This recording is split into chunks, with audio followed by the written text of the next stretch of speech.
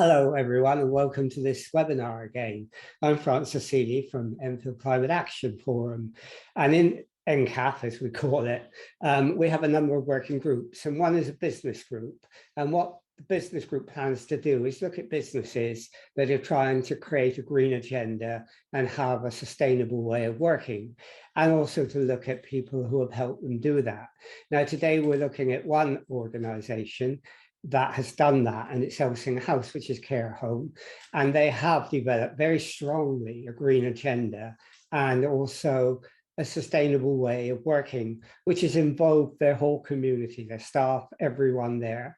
And I think it's a story worth looking at, and which other businesses I hope will find useful. Now, we've got two people who are going to do a presentation first, and then we're going to follow it with some questions. Aaron White, and he'll tell us who he is with us, and Julie Chanel as well. And I gather Aaron is going to start this off. So Aaron, if you could start by telling us, who you are, and then go straight into your presentation, that would be really, really good. Of course, no worries. Thanks very much, Francis.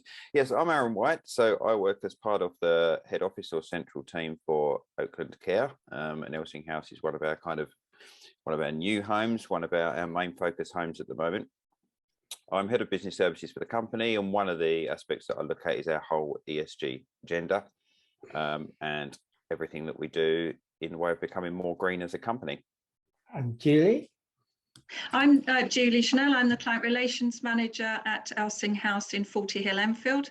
I'm responsible for filling the home, but also the relationships with the customers, who are quite often the sons and daughters of the residents, not only the residents themselves.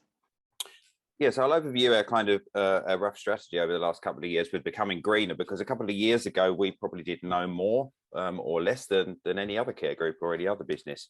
And a couple of years ago we thought we really need to tackle this, and it's it's absolutely the right thing for every business to do, to focus on a green agenda as well as their normal day-to-day aspects of their business.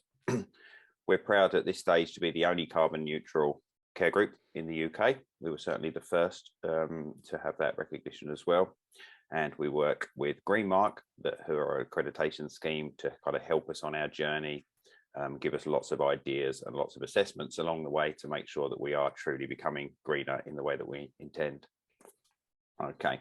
So we achieve this kind of in three main ways as a company. We look at day-to-day improvements, and these are things that Julie's going to focus on a little bit later, and she's going to talk about all the things they are specifically doing at Elsyng House. Our day-to-day improvements, and that's what's recognised in achievement of the Greenmark Award. So that focuses on all the things they really do at kind of ground level, improving recycling, improving kind of nature areas in the garden, and the way that the home works to be more sustainable at a local level. We also look at our carbon neutrality aspect, which is a corporate project. So as a company, we look to offset any unavoidable carbon through a carbon neutrality scheme, so that we can say that we are giving back as much as we are taking from the planet, in theory. That's the idea of carbon neutrality, and we're certainly proud to be trying our best to achieve that. And we couldn't do any of these things without our Green Committee. Now, across Oakland Care, we have a Green Committee where we have at least one person in each home who's dedicated and focused on green practice, Julie being the case for Elsyng House, of course. And we work together as a company to share ideas and share things that we can implement at those local levels as well. We tried to split our focus into kind of 5 key areas, really, and this Greenmark accreditation has helped us achieve this. We look at everything we can do in our local environment, which Julie will come on to. We look at how we can improve our travel, generally reducing our mileage on the road. And that also includes travel from suppliers. We look at how we can improve our utilities and efficiency of use of those. So that is turning off lights, that is using less water, and collecting rainwater and all of those things as well. We look at our waste and recycling. Waste is a massive part of any business. There's a lot of unavoidable waste, but what you can't avoid generating, you need to make sure you're recycling in the most efficient way possible, so that your waste to landfill is very, very small. And then as a company, of course, we have an environmental policy. It's difficult to make so many different changes across the whole business unless you've got things kind of properly written down in a policy, and with kind of key targets at all levels of the business. So we have that in place as well. We started 2 years ago to go on this journey, and we took on, like I say, the Green Mark accreditation scheme, and we've happily achieved levels 1 and 2 already, which is pretty amazing. There aren't many, if any, care groups out there that have achieved things locally to that level, so we are really proud of that. We've put a lot of work in across the company to make those kind of local changes sustainably to achieve levels 1 and 2, and we're working on level 3 now, which is the highest level of accreditation that they can offer. As I mentioned at the start, we are the only carbon neutral care group. So we kind of made the decision in the middle of last year that we'd made so many good local changes that we felt there was a lot of, there was still a lot of scope to improve further, but there wasn't necessarily too many more local changes we could do to reduce our carbon emissions. So how do we deal with that? We can look at offsetting those by investing in some very worthwhile schemes across the globe, so that we can say that we have kind of given back to the planet, hopefully as much as we are kind of taking by our unavoidable carbon emissions. So we're really proud to be a carbon neutral business. It's a big project and a big piece of work, and we couldn't have done it without all of the local initiatives that we've done at the home, leading us to take on this project to offset the unavoidable carbon.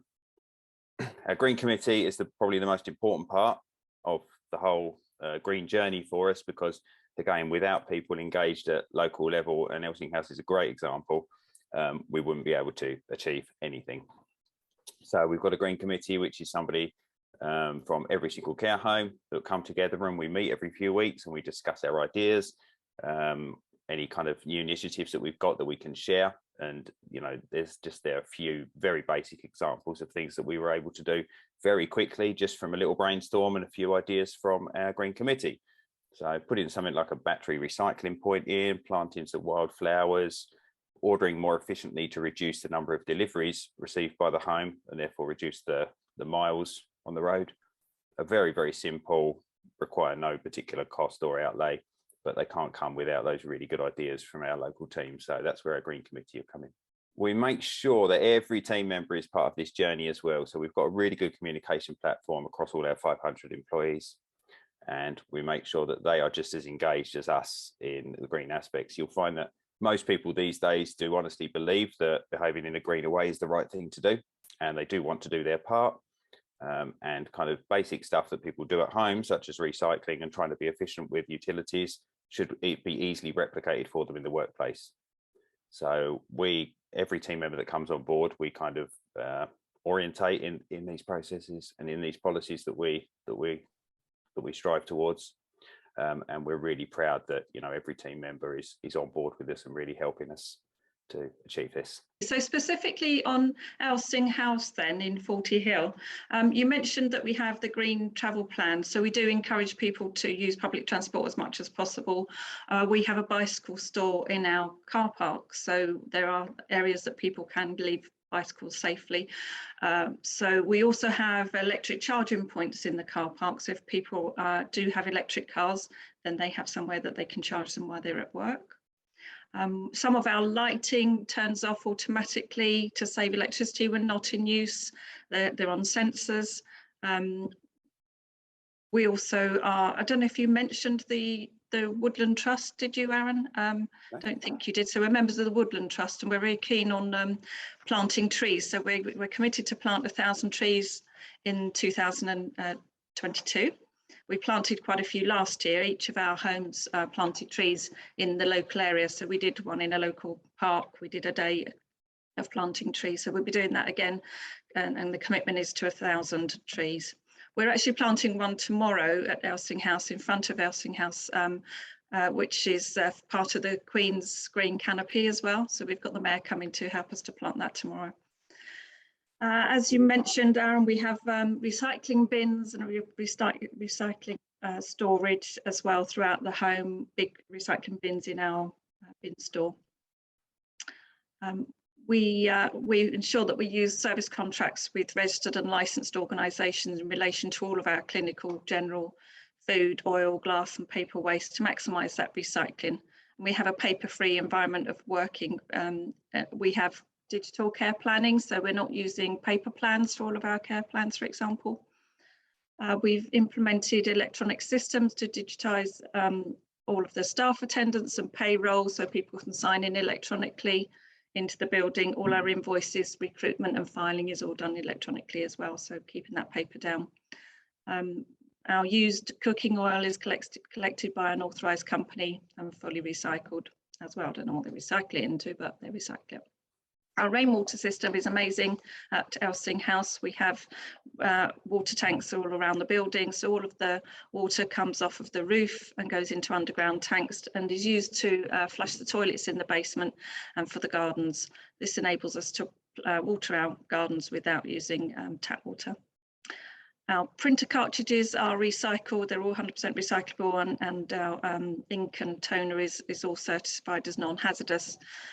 We also return all of our IT equipment back to our IT provider, who then recycles as much as possible as well. We have a battery collection point in Elsyng House, which is just starting to be used now. That's quite a new thing. So we do quite a lot of things. I'm also in contact with the local conservation group because Forty Hill is a conservation area. So I work with them to make sure that everything that we do is in line with their approach as well for Forty Hill. So just a couple of closing thoughts then is that our commitment to the environment plan is strong, and we feel it's a positive step to support our local and global environment. And we're delighted that we've been awarded the carbon neutral status and are the only UK care provider to have received this certificate. One of the interesting things is, you know, you're one of the most progressive care homes in terms of having a green agenda. I mean, how did it all start? Where did the idea come from? I mean, was it you, or did other people get involved? What was the germ of the original idea? Well, I mean, it's fair to say that that probably came from our CEO at the very first instance of, hey, we should be leading the way and becoming greener. So we started to look at a few different, you know, options, and this particular green mark accreditation came up. What we focused on was choosing something that was pretty accessible and achievable, and something that we could just get started with and see how the momentum built.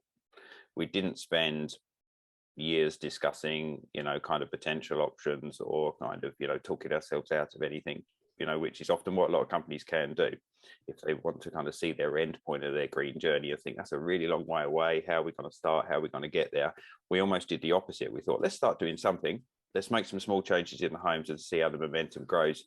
And that's how the journey started really 2 years ago. And we found that there was so much interest out there from the other team members that we were able to kind of quite easily build that momentum, and it was really encouraging to see. And before you know it, we're kind of, you know, yeah, year on year we've set ourselves a challenge this year of planting 1,000 trees in a day.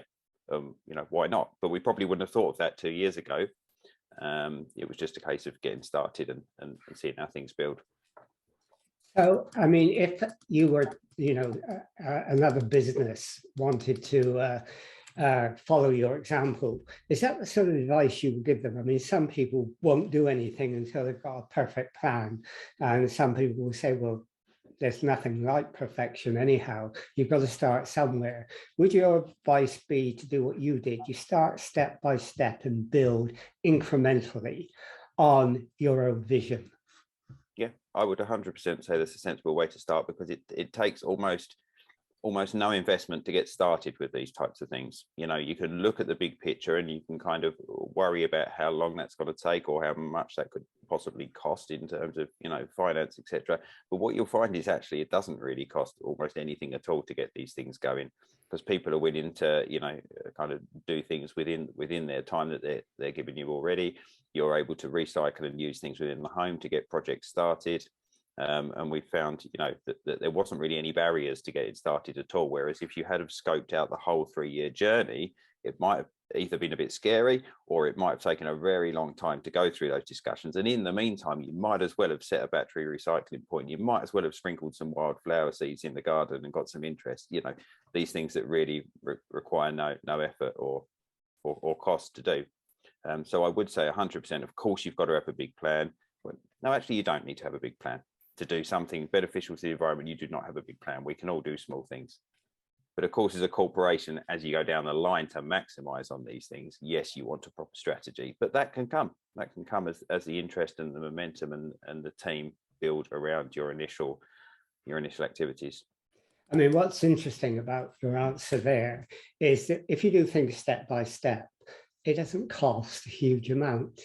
And if you develop a huge grand plan, then the cost might put you off a little.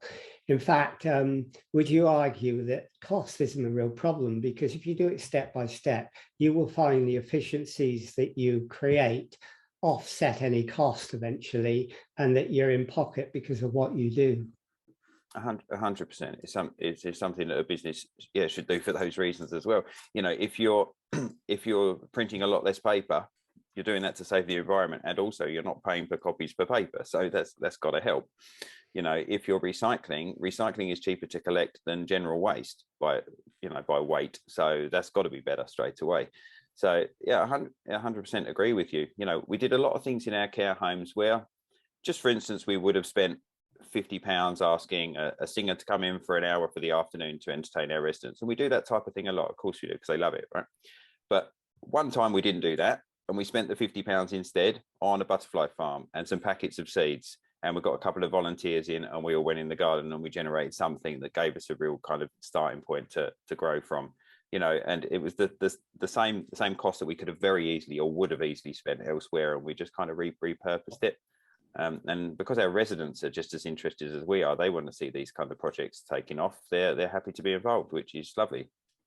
So, Julie, in Elsyng House where you're at, when you have ideas like Aaron's just been talking about, does that come from you, from the staff? Do you get the people who are living there involved as well? Where do all the small ideas that build up to a total picture, where do they come from? Absolutely. So I'm the green champion for Elsyng House, as we talked about during the presentation. So I get ideas through that with the people who are the green champions in the other homes. And then I relay that back. Every day at 10 o'clock, we have a heads of department meeting. So that goes to the heads of department meetings if we have any ideas. Everyone gets enthusiastic and says, yeah, great idea. Let's do that. Let's buy a tree, or let's get a recycling bin or whatever in the lounge, and they take it on board and they run with it. And yes, as much as possible, we do involve the residents. So for example, the garden, we've got some raised beds. I'm planting at home, I'm planting lots of wildflower seeds. So once they've started to grow, I'll bring those in and we'll get the residents planting wildflower seeds in the raised beds. I'm also growing lots of strawberries, and we've got lots of trees in the garden that have got blossom. We've got bird feeders, and we encourage the residents to help fill the bird feeders. So yeah, very much so involving the residents as well. And you are actually, you just said it, you're a green champion there. What does a green champion do? What's the basic, job of being a green champion? So I go on the calls that Aaron organises with the green champions from the other care homes, because we have a number of different care homes in different locations. So we all get together regularly and go on a Teams call to discuss ideas and the progress that we've made with our ideas. And then I take it back, and I'm sort of the spokesperson for the home, taking it back to the heads of departments and getting their buy-in and their cooperation on the ideas. So yeah, I'd like to have a compost bin next. You'd like to have a compost bin. So I mean, do you find that because you're doing this, you get excited about ideas all the time, and you're always looking at new ways, and it's the ideas that are really exciting? You don't have to find a way to implement them. No, not really. No, people are normally on board with them, pretty much. Yeah. So that's not a problem. Well, that's good. You also have, I mean, Aaron, you have carbon neutral status. Now that's really great to have. How important has that been for you as a way of showing, as a reward, if you like, all the work that you've actually done? We're very proud of it. It's definitely sparked some interest from other businesses and other people in the sector. Of course it has, because it's something that kind of people recognize and can kind of get their head around, that carbon neutral status means that you've made those steps. I would argue it's very, very, very important for a business to do that, and everybody should be looking at doing that. But it isn't enough just to do that. You've got to look that you've made the changes at local level as much as you can to minimize your carbon emissions in the first place, to then feel that offsetting the remainder is the right thing to do. So like I say, it's very much a two-step process for us, but yeah, we're incredibly proud of the carbon neutrality, and we want that to continue as our portfolio of homes grows. We're building new homes every year, those new homes become more and more efficient just in the way that they are built in to more modern standards. And therefore our kind of carbon neutrality piece changes every year. But we are committed to maintaining that. Okay, well, I mean, given the experience you've been through, which is, quite amazing the way you've done it, and you've involved everyone, if a business was a bit nervous, a bit frightened about developing in the way you have, whatever their particular business is, what advice would you give them to sort of jump in the deep end and get on with it? I would say speak to people in your business, speak to your team members, or your clients, or whatever, if appropriate, like we do with our residents. Speak to your team members and find out some simple ideas that you can implement straight away.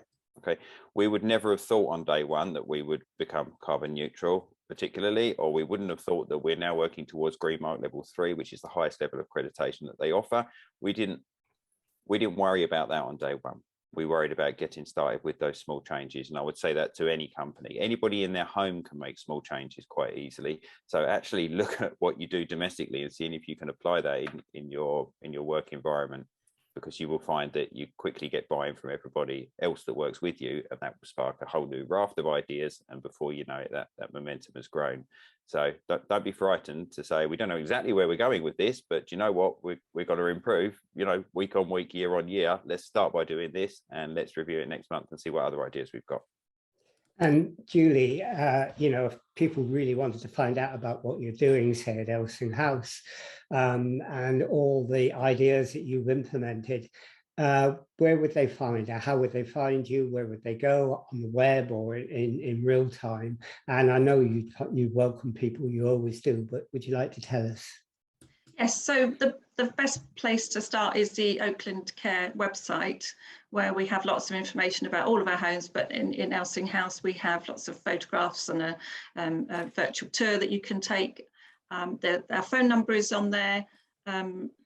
Just call reception and ask to speak to me, and I will gladly take people on a tour around the building so they can see the kind of things that we do, and the garden, of course, which is equally important, not only the building. So yeah, I'm happy to hear from people.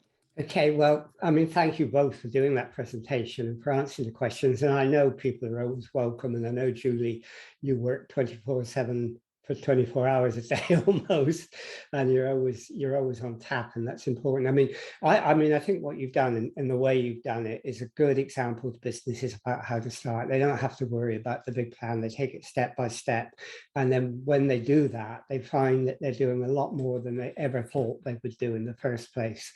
If you plan it big, very often you don't start. If you plan it small, you very often start and then get big, and that's what you've done. And I think it's a really good example for businesses to follow. So, thanks for telling us about that and for going through your story and for the presentation you gave, because that gives us all the detail in the background about what you're doing. So thanks for doing the presentation and the interview. And I think, it's been really great having you here. So thank you, and we'll end this interview now.